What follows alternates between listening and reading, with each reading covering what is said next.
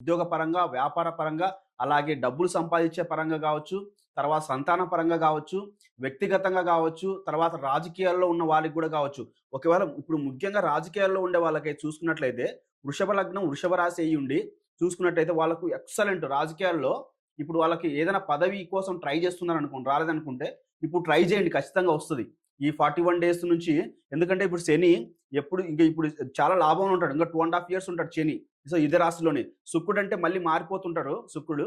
So, శని అక్కడే 2 ½ years ఉంటాడు కాబట్టి, వృషభ రాశి వాళ్ళకి రాజకీయాల పరంగా చూసుకున్నట్లయితే, రాజకీయ నాయకులకి ఖచ్చితంగా లబ్ధి పొందుతాడు. ఇప్పటి నుంచి 2027 అక్టోబర్ 2027 అక్టోబర్ అర్ధరాత్రి 12:30 వరకు గూడా వాళ్ళకు మంచి శుభ ఫలితాలను ఇస్తాడనమాట. అనేక విధాలుగా అంటే ఒకటని కాదు, అనేక విధాలుగా బావుంటది. కానీ గురు పరంగా చూసుకున్నట్లయితే, గురుబలం వాళ్ళకి అంటే రెండో స్థానంలో ఉంటుంది. బట్ గురు లాభం ఉంటుంది.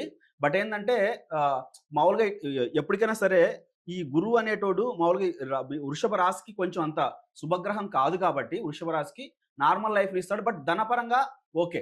డబ్బుల పరంగా ఏదైనా మనకు ట్రై చేసినట్లయితే వస్తాయన్నమాట. ఇది వృషభ రాశి గురించి. కానీ మీకు శని బాగున్నాడు. అలాగే శుక్రుడు బాగున్నాడు.